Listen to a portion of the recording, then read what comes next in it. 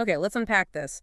Imagine a book that somehow connects, I don't know, mathematical logic, impossible art, and intricate music, and then uses all that to talk about minds and machines. That's what we're diving into today. Yeah, we've got a stack of sources here, all really circling around this one pretty unique book, Gödel, Escher, Bach, An Eternal Golden Braid.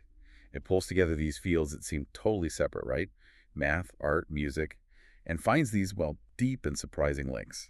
And our mission in this deep dive is really to cut through the complexity because this book, it's famously dense. We want to pull out the key insights, the core nuggets so you can really grasp the big ideas without getting completely lost in the weeds. Exactly. We're after those aha moments, like why does a theorem from logic suddenly connect to an Escher print or a Bach fugue? What's the underlying thing? What does it tell us about, say, intelligence itself? Right, and the key that seems to unlock all these connections, the central theme that runs through everything in the sources. It's this idea of strange loops and tangled hierarchies. That's kind of where the journey starts, isn't it? What's the first example they give us? Oh, it's a beautiful one. Comes right out of the source material. Bach's Canon per tonos from his musical offering. Ah, yeah, the musical offering. So this is a canon, one musical line follows another, imitating it. Pretty standard Bach, you might think. But this one, it does something a bit odd, doesn't it? It keeps modulating, shifting key. Always upwards, yeah. So you'd expect it to just drift off, maybe get higher and higher and just Yeah. dissolve somewhere. But Bach, being Bach, structures it so that after exactly 6 of these upward key changes, it somehow magically lands right back in the original key, C minor, just an octave higher. It's like climbing a spiral staircase and finding yourself back where you started, but one floor up. It's uncanny. Totally. And Bach even apparently scribbled a note on it, something about the king it was for. As the modulation rises, so may the king's glory. Something like that. He saw the connection, the rise and the return. Exactly. And that structure, that cycle, where moving up through levels unexpectedly brings you back around, that's what the source calls a strange loop. Hmm. And the system that allows that loop to happen, the musical scales, the rules of modulation, that's a tangled hierarchy. Okay, so a hierarchy like levels, but tangled because moving up or down doesn't just go in one direction, it curves back, loops back on itself. And the point isn't just, oh, neat musical trick. The sources argue this pattern, this loopiness, it shows up all over the place. Absolutely. That strange loop idea is really the thread we're going to follow through maths, art, even biology, and, well, minds. Okay, thread identified, let's pull on it. Moving from music to formal systems. Sounds like a big jump. The sources mention things like the MIU system, the PQ system. What are we actually talking about here? What's a formal system? Think of it like a game, a really, really strict game with symbols. You get some starting symbols, and then you get a set of rules. Typographical rules, the sources call them. And these rules tell you how you can mess with the symbols, combine them, change them based only on how they look, their shape, their form. So the rules don't care what the symbols mean, just what they look like. Exactly. The source calls it the requirement of formality. Meaning is irrelevant to the rules themselves, like chess rules don't care if the knight piece looks like a horse, just how it moves on the board. Got it. So these symbols might start off meaningless, but then the sources say they can get passive meanings. How does that work? Well, it happens if you find a connection, an isomorphism they call it, between the strings of symbols you can legally make using the rules, the system's theorems, and statements that happen to be true about something outside the system. Okay, like that PQ system example. If you say P means plus and Q means equals and hyphens are numbers, then a theorem like PBQ Hus suddenly corresponds to 2 plus 3 equals 5, which is true. Right. Or you could maybe tweak the rules or the interpretation slightly, and that same Q symbol might end up corresponding to, say, equals or exceeds by 1. The crucial thing is, the formal rules didn't change just because you found a meaning for them. The meaning is sort of layered on top, passively. Which is different from, say, language, right? If I learn a new definition for a word, it actually changes how I can use it. It adds new rules to my mental grammar. Precisely. Language meaning is active, it shapes the rules. Formal system meaning is passive, it just reflects an external correspondence. And finding that correspondence, that link between the symbols and some outside truth, that brings up these two really important ideas: consistency and completeness. Yeah, these are crucial. Okay, so a formal system is consistent under some interpretation if all the theorems it produces map onto true statements in that interpretation. Yeah. No false notes, basically. Makes sense. It doesn't churn out lies according to your chosen meaning. And an interpretation is complete if every true statement you could possibly make in that outside domain can actually be generated as a theorem within the formal system. So consistency means only truth, and completeness means all the truth. You got it. And a key point the sources really hammer home is that consistency isn't like built into the system itself. It depends entirely on the interpretation you choose. Right. You could have a system that looks inconsistent, but maybe you just picked a bad interpretation, a meaning that doesn't fit the rules. Exactly. They give this example, I think it was a modified PQ system, where if you interpret Q as greater than or equal to, the system is consistent. It only generates true statements like 2 plus 3 equals 4. But it's incomplete because 2 plus 3 equals 1 is also true, but you just can't produce that string as a theorem. Oh, okay. But if you then change the interpretation slightly, maybe to equals or exceeds by 1, maybe then it becomes both consistent and complete for that specific meaning. That's the idea. Consistency and completeness aren't absolute properties of the rules alone. They live in that relationship between the rules and the meaning you assign. So we've got these formal games playing with symbols according to strict rules, and sometimes we can map those games onto truths about the world. This sounds like it's leading towards, well, logic and the history of trying to nail down reasoning itself. Absolutely. There's this long, long history, right? People dreaming of making reasoning mechanical, foolproof. Goes way back. You've got Aristotle with syllogisms, then much later people like Boole, De Morgan turning logic into algebra. Lewis Carroll even made logic puzzles. The Alice in Wonderland guy, he did logic. Yep. Then Phrygian Piano tried to build arithmetic from the ground up using formal logic. Yeah. And then you get to David Hilbert, early 20th century.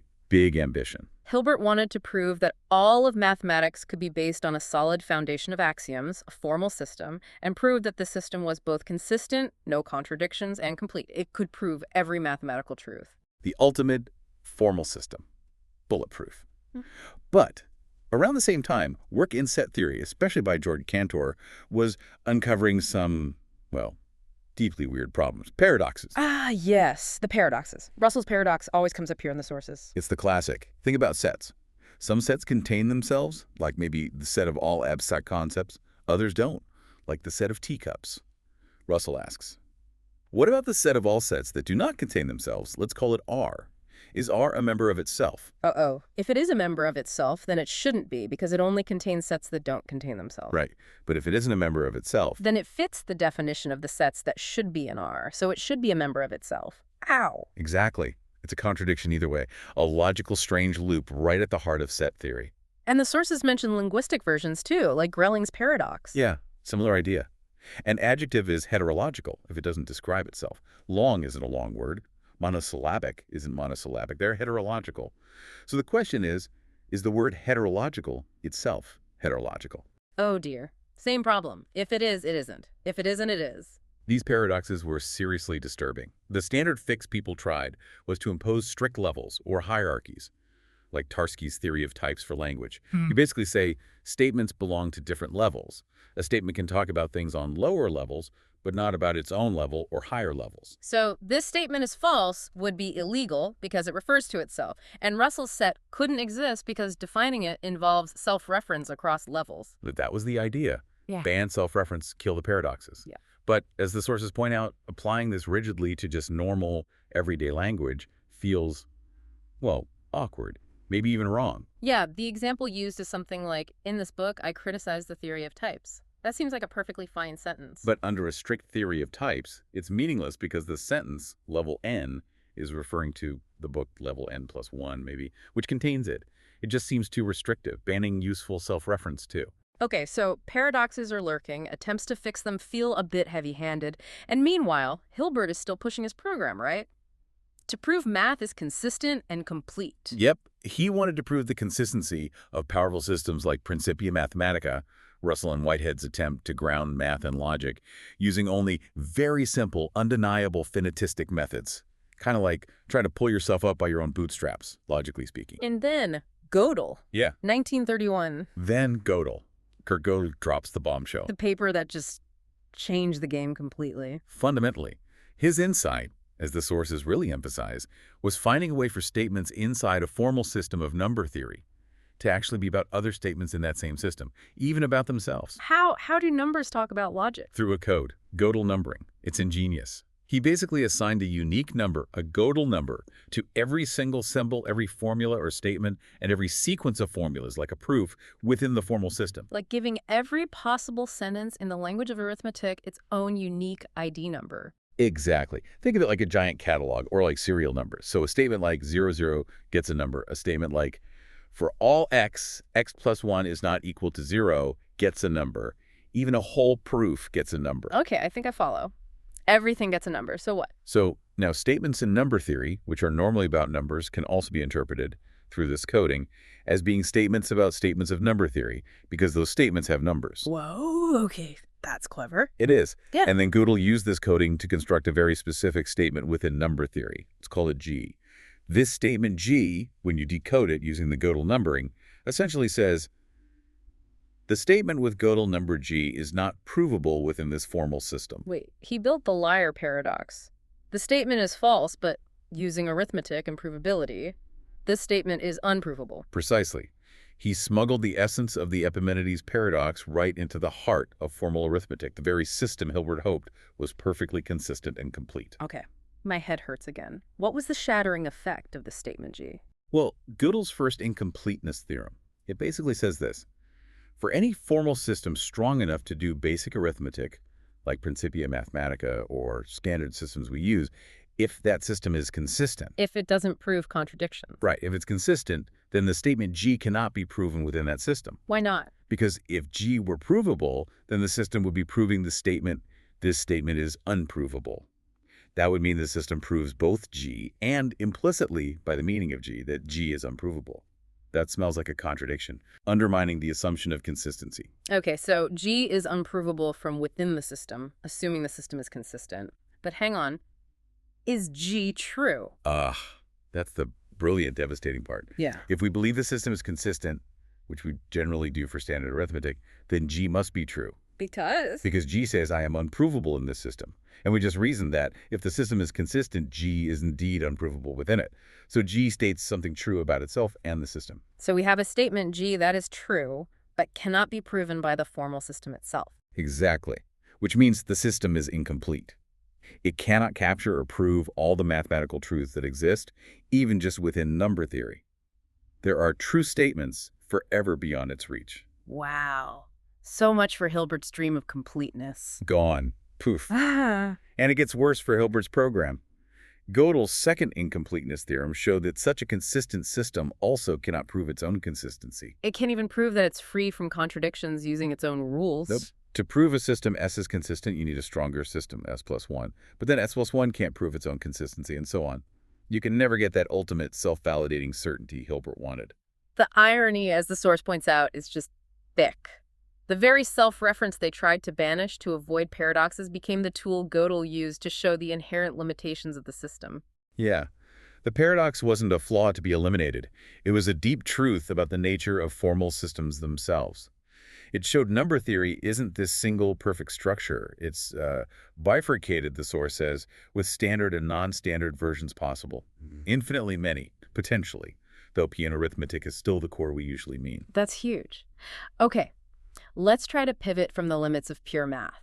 How does all this mind-bending stuff about formal systems and incompleteness connect to, well, to minds, to machines, to intelligence? Right. The sources trace a line, maybe starting way back with Charles Babbage and his analytical engine in the 1800s. The mechanical computer precursor, store, mill, punch cards? Yeah, the punch cards were inspired by the Jacquard loom for weaving complex patterns.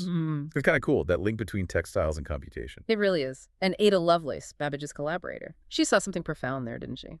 Oh, absolutely. Lady Lovelace had amazing insight. She saw that the engine wasn't just about numbers. It could manipulate any symbols that could be represented consistently. She even mused about it, composing music, if you could encode the rules of harmony and pitch. And she described the machine being able to alter its own instructions. She called it eating its own tail. Another strange loop, right there in the potential of computation over a century before the book we're discussing. Exactly. But she was also famously skeptical about true originality in machines. She wrote that the analytical engine has no pretensions whatever to originate anything. It only does what we order it to perform. That's a debate that still echoes today, isn't it? Can machines truly create, or are they just executing instructions? It's central. And the sources fast forward to the 1930s, 40s with the arrival of electronic computers. Suddenly, these abstract ideas from logic and formal systems are becoming physically real. Computation, logic, and psychology start to converge. And in computers, we definitely see those levels of description we talked about. You've got the raw machine code, the ones and zeros. Right, the basement level. Then assembly language, then higher level languages like Python or Java, where one command might represent thousands of machine instructions. Use chunks to manage complexity. Makes programming feasible for humans. But that abstraction also shows the gap between us and the machine, doesn't it? Totally. The sources talk about the compiler's lack of insight. You make one tiny syntax error, miss a semicolon, and the whole thing crashes. The compiler doesn't know what you meant to do. It just sees a violation of its super rigid formal rules. Unlike talking to a person who can usually figure out what you mean even if you misspeak. Exactly. Which ties back to that Lovelace idea. Computers can only do what you tell them to do. The sources refine this a bit. While true at the level of direct instruction, we often don't, maybe can't, know all the consequences of the complex instructions we give them. The interactions can lead to emergent behavior that surprises us. Like programming a simulation. You set the rules, but you don't necessarily know exactly how it will play out. Or calculating the rules for generating digits and, the type of output, digit 0 or 9, but not the specific sequence millions of digits down the line without running it. Right. The behavior space is defined, but the specific path through it isn't always obvious. And this idea of complex behavior emerging from simple rules is key. Okay. The sources use the ant-Hillary ant-colony thought experiment. Yeah, Hillary. Yeah, it's a metaphor. Individual ants are pretty dumb, right? They follow simple rules. Follow a pheromone trail. If you find food, pick it up. If you have food, drop it at the nest, etc. Very basic stuff. But the colony as a whole exhibits incredibly complex, seemingly intelligent behavior. Efficient foraging, nest building, defense. It looks purposeful. High-level intelligence emerging from low-level simplicity. Like that idea of the architecture of complexity, complex systems often break down into simpler interacting parts. Exactly. Or think about chess masters versus novices. The sources bring this up too. Masters don't just see 32 pieces on 64 squares. They perceive the board in meaningful chunks. A fianchettoed bishop, a pawn storm, a weak king position, higher level patterns. Which is why they can recall complex game positions almost instantly, but they're no better than beginners at recalling random piece placements. Their expertise structures their perception. Right. It's about the level of description you're operating at, which leads to another fascinating question the sources raise: the location of meaning. Where does meaning actually live? Is it baked into the symbols themselves, or is it all in the mind of the interpreter? The sources lean heavily towards the interpreter. Use this fun analogy. Is a song in the grooves of a vinyl record? Or is it constructed by the turntable mechanism plus the listener's brain? It takes the whole system. Or the jukebox theory, yeah. Meaning isn't inherent in the label. It needs the machine and the listener. They even call defining weight as purely an Earth-based property, Earth chauvinism. Weight depends on gravity. It's relational. Meaning, they argue, is similar. It depends on the interpretive field of an intelligence. Which makes you wonder, could we even communicate with some radically alien intelligence if their interpretive framework is just completely different? Big question. And it connects to early AI work, like Terry Winograd's SHR-DLU program. That was the block world program, right? You could tell it to move blocks around, pick up the red pyramid. Yeah, and it could understand, execute, and answer questions about its actions and the block world. The sources highlight it as a model of, well, tangled intelligence. Unlike systems that try to neatly separate grammar, reasoning, world knowledge into distinct modules, SHR-DLU apparently had these capabilities deeply interwoven. Parsing influenced reasoning, reasoning influenced parsing. A tangled hierarchy again, but inside an AI program. Exactly. And the argument is that building systems like that, even if they're not perfect brain models, teaches us a huge amount about how intelligence might be structured, how it could arise from that kind of interconnectedness. The sources also mention Bongard problems, those visual puzzles. Right. Two sets of little diagrams, usually 6 on the left, 6 on the right. You have to figure out the rule that distinguishes the left set from the right set. And they're often really tricky. You have to shift how you're looking at them. Totally.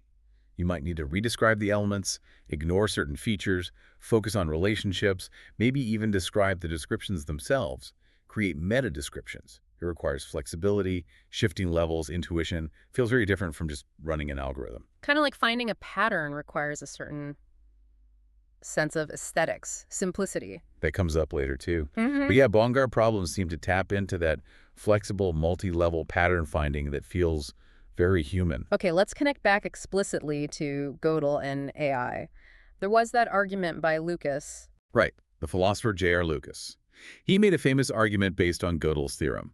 He said, basically, any formal system, like a computer program, will have its Gödel sentence G, which it cannot prove. But a human mathematician looking at the system from the outside can see that G is true, assuming the system's consistency. Therefore, the human mind must be more than just a formal system. It can do something the machine can't, the Gödelization step. So Gödel proves humans aren't machines. Well, it's a contentious argument, but the sources also bring in related theorems, like Church's theorem and Tarski's theorem. Church showed there's no general algorithm, no mechanical decision procedure that can tell you for any statement in a system like Gödel's whether it's a theorem or not. You can't just build a theorem checker machine that works for everything. Nope. And Tarski showed something similar for truth. There's no decision procedure, no algorithm that can determine whether any given statement of number theory is true or false. So there are fundamental limits on what any formal system, and potentially therefore any computational system, can definitively determine about provability or truth in these rich domains. Exactly. These limits apply to any system operating by formal rules, which then leads to the AI thesis mentioned in the sources. Which is? The idea that intelligence, whether biological or artificial, might inevitably converge on similar underlying mechanisms because certain ways of processing information, dealing with complexity, maybe even incorporating self-reference, are just fundamentally necessary or powerful. Interesting. Okay, from AI, let's take another surprising turn, biology. How do strange loops and tangled hierarchies fit in there? The sources use another great analogy, a fictional formal system called typogenetics. It's meant to mimic genetics and enzymes. You have strands of symbols, like DNA bases, A, C, G, T. Rules exist to translate short sequences of these bases, like codons, into amino acids, represented by other letters. Okay, like DNA coding for proteins. Right. And then sequences of these amino acids fold up, based on their properties, represented by letters like L for left turn, R for right, L's for straight, into specific shapes. These are the enzymes. So the strand codes for the enzyme, standard biology so far. But here's the typogenetics twist. The shape of the enzyme determines where it binds back onto the original strands and what it does to them: cut, copy, delete, insert. Whoa, so the DNA sequence codes for an enzyme, and the enzyme then comes back and operates on the DNA sequence itself. Exactly. It's mixing levels with a vengeance, as the source puts it. The information strand creates the operator enzyme, which then modifies the information. It's a tangled hierarchy, a feedback loop built into the rules. That's a fantastic model. And how does it connect to real biology? Well, real biology is obviously way more complex, but the core parallel holds. DNA contains the genetic code. This code is transcribed to mRNA. Ribosomes then translate the mRNA into proteins, including enzymes, and those enzymes regulate everything, including the replication, repair, and expression of the DNA itself. So DNA directs the synthesis of the machinery that, in turn, manages and replicates DNA. It's fundamentally self-referential. Totally. The sources compare ribosomes moving along an mRNA strand, translated as being like molecular cannons, echoing Bach again. And they draw a parallel between DNA's ability to replicate itself and the computer science idea of quining, a program that prints its own source code. DNA is both the blueprint and mention and part of the machinery that uses the blueprint. That use-mention distinction again. And biology is full of other complex emergent stuff, right? Like how different cells develop from the same DNA. Yeah, cellular differentiation, how a neuron and a liver cell have the same genes but are wildly different. And morphogenesis, how complex shapes like hands or eyes emerge from local interactions between cells. The sources suggest these almost certainly involve incredibly complex feedback loops, signals triggering signals, likely tangled hierarchies managing the whole process, high-level form from low-level rules. It really is amazing how these abstract loop concepts seem to be physically instantiated in biology. Okay, let's bring it back. Art, music, but now maybe connecting to the human experience, consciousness. Right, revisiting Bach's musical offering. The source calls it a Reiserkar, a piece to be searched. It argues the piece isn't just notes, it's layers. You've got the melody, the counterpoint, the canons, the fugue, Bach hiding his own name in the notes, the emotional impact, the sheer beauty. It's all happening at once. A musical tangled hierarchy reflecting maybe the layers of the mind. And Escher, well, he just draws them. Yeah. The impossible staircases, drawing hands, they're direct visual representations of strange loops. Waterfall, ascending and descending. Exactly. Or his crab cannon print, which is visually palindromic like the music. And there's that fun anecdote about the ant fugue picture. One made of tessellated ants. Yeah. Apparently people look at it and see different things in the negative space between the ants. Some see the letters MU, a famous Zen syllable. Others see the word holism. Others see reductionism. Depending on how you focus, what level you perceive. It shows how interpretation shapes what you see in the same structure. Precisely. Which leads into the brief discussion of Zen Buddhism. Koan's those paradoxical questions like, what is the sound of one hand clapping, are presented as having a sort of metaphorical kinship with mathematical paradoxes. Not meant to be solved logically, but to break your usual way of thinking. Right, to push you beyond analytical thought towards ism or the unmode, a state of just being without analyzing the being, embracing the paradox instead of resolving it. And modern art gets a mention too. Cage, Rauschenberg. Yeah, exploring that line between an object and a symbol, trying to present something that just is, without interpretation getting in the way. Though the source seems skeptical if that's truly possible, interpretation always creeps in. Which brings us back to something you touched on earlier, the role of human judgment, intuition, even beauty, in fields we think of as purely logical, like math. Yes, this is a really thought-provoking part. Why do mathematicians talk about proofs being elegant or beautiful? Why does that matter? The sources suggest that maybe this subjective sense recognizing simplicity, elegance, beauty, isn't just a fuzzy extra. Maybe it's part of how we do mathematics, how we recognize truth. Like maybe our intuition or aesthetic sense lets us grasp truths, like Gödel's G, that are formally undecidable within a given system, bypassing the limits shown by Church and Tarski. It's a fascinating suggestion. That deciding what's true or valid, even in math or logic, isn't purely algorithmic. It might be closer to an art form, relying on the sense of fitness or beauty alongside the logic. That really challenges the idea of objective mechanical truth, doesn't it? It certainly makes you think about where truth actually resides and how we, as humans, connect with it. Okay, final big area, consciousness itself. The self, free will, the ultimate strange loop. You could say that. The sources talk about consciousness as being an intrinsically high-level phenomenon. It's not something you find by looking at individual neurons. They mention Roger Sperry's view, for instance, the Nobel laureate, who worked with split-brain patients. His perspective was that conscious awareness isn't just an epiphenomenon, a side effect. It's a real causal force in the brain. Ideas have power. Mental states can influence physical states. Yes. Sperry saw it as a hierarchy, where higher-level mental processes, like thoughts, intentions, feelings, genuinely exert downward causation on the lower-level neural firings. It's not just bottom-up, it's top-down too. A peck order hierarchy, as the source puts it. And how does Gödel fit in here? The suggestion is that, just as Gödel's statement G is true when viewed from a higher level, metamathematics, but unprovable from within the lower level, the formal system, perhaps consciousness and self-awareness are phenomena that only become fully comprehensible or have explanatory power when viewed at a higher level of description than just neurons and synapses. The whole is more than the sum of its parts, and maybe that more has causal power. That's the idea being explored, which naturally leads to the thorny question of free will. Ah, yes. If our brains are physical systems following laws, where does free will come in? Is it an illusion?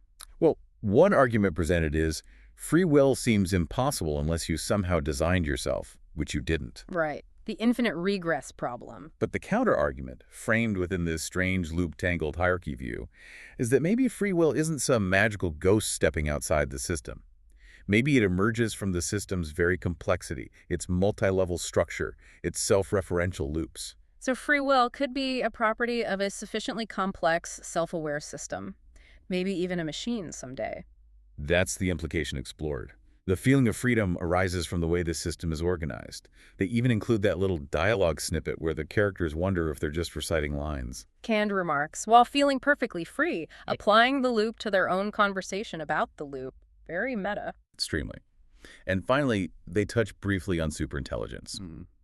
If AI ever vastly surpasses us, could we even understand it? Or is it like trying to imagine Bach squared, as the source puts it? Is our own conceptual framework the ultimate boundary? A final loop to ponder. Our ability to understand intelligence might be limited by our own intelligence. Wow. Okay. That has been quite a journey. From Bach modulating back on himself, through Escher's impossible art, into Gödel's shattering theorems about logic's limits. Into formal systems, paradoxes, the nature of computation, AI, the emergence of complexity in ant colonies and chess But masters. the strange loops in biology's DNA and enzymes, Zen koans, the role of beauty and truth. And finally, consciousness, the self, and free will as perhaps the ultimate tangled hierarchy. It's this incredible tapestry woven from seemingly disparate threads. And those recurring themes just keep popping up. The strange loops, the tangled hierarchies, the crucial role of levels of description, that constant interplay between meaningless form and interpreted meaning, and how complexity arises everywhere. We really hope this deep dive has helped untangle some of that complexity for you, giving you a clearer view of the core ideas from this truly remarkable source material. So here's a final thought to leave you with. Consider this: if deciding what is valid or true is, as these sources suggest, an art relying as deeply on a sense of beauty and simplicity as on logic, what does that tell us about the nature of truth itself and our own ability to perceive it?